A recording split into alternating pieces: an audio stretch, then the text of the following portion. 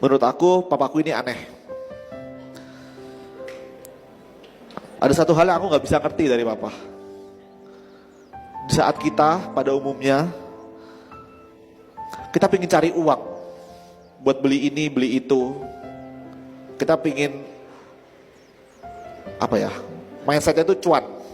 Ya, zaman sekarang cuan. Gimana nih supaya bikin bisnis supaya cuan dan sebagainya. Tapi papaku uangnya itu udah terbatas. Terus malah dipakai buat bantu orang lain. Tadi mama udah cerita gitu. Aku ingat banget dulu gak jauh dari rumah kita, itu ada tetangga yang susah hidupnya dan dia baru melahirkan gitu. Papaku kenal sama mereka, terus papaku berkomitmen buat bantu mereka setiap minggu. Setiap minggu papa beli beras, beli susu, beli sembako buat mereka.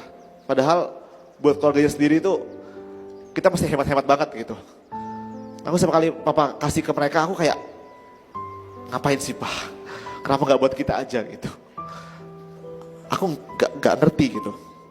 Padahal jemaat juga bukan gitu, cuma tetangga yang gak sering ngobrol. Tapi aku bisa sepeduli itu, aku gak ngerti. Dan sampai sekarang pun ketika secara ekonomi keluarga kami diberkati Tuhan, papa benar-benar gak, papa dengan bertambahnya berkat malah papa itu bukannya kayak oke yang ini lebih banyak dinikmati gitu, enggak. Papa benar-benar pakai semuanya itu buat dulu bantu pengobatan oma, terus papa bantuin, papa bikin beasiswa sendiri yang aku gak tahu gitu. Jadi papa mama bantuin orang-orang, ada 5-10 orang lebih yang dibantuin setiap bulannya untuk sekolah. Aku gak pernah tahu, jarang tahu gitu, dan baru dikasih tahu mama kemarin-kemarin. Aku gak tahu gitu, kenapa papa bisa kayak gitu. Dan kenangan terakhir, jadi tahun ini papa itu punya pelayanan seminar namanya Shape the Future Today STFT. Yang terakhir itu ke Ambon, awal Oktober ini Bapak Ibu.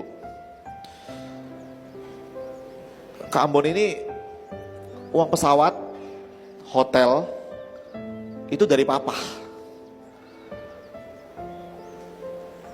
Aku sebagai orang yang kerjaannya datang ke event-event, biasanya itu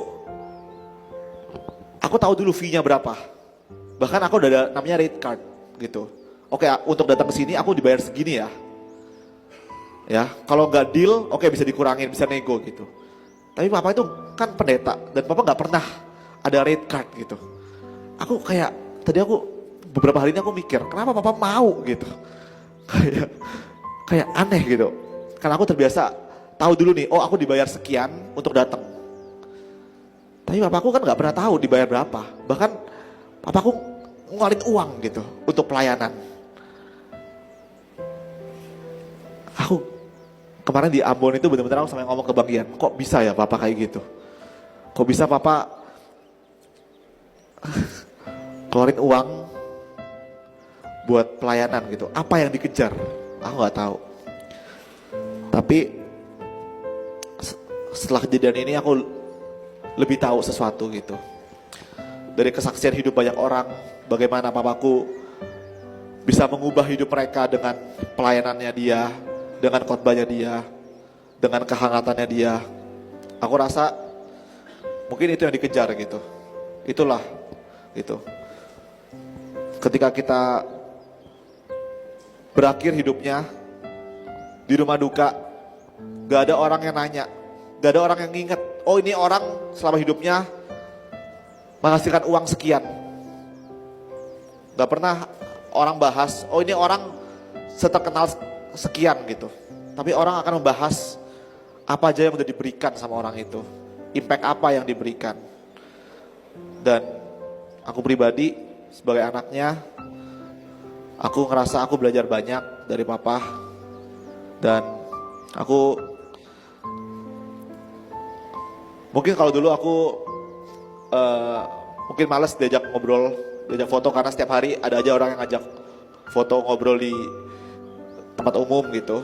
Tapi aku kemarin setelah mikir-mikir, aku mau lebih mengabdikan waktu aku, energi aku untuk melayani orang-orang yang minta foto sekalipun.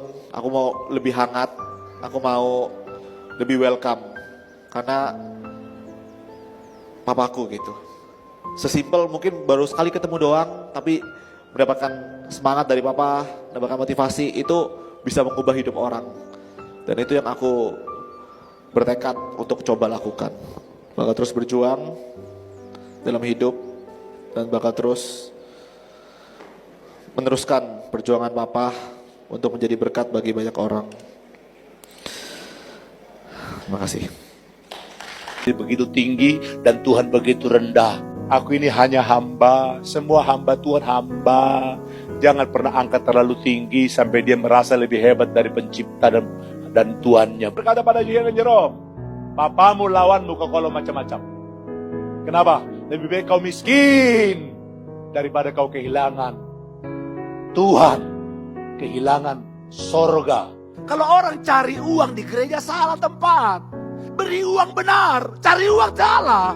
Hatinya datang dengan kalimat, oh Tuhan, anugerahmu terlalu ajaib, maka sekarang kulayani engkau dengan apa yang ada padaku. Karena itu saya berkata kepada teman-temanku yang kau diberi kesempatan oleh Tuhan kaya raya. Jangan sombong dengan kekayaanmu.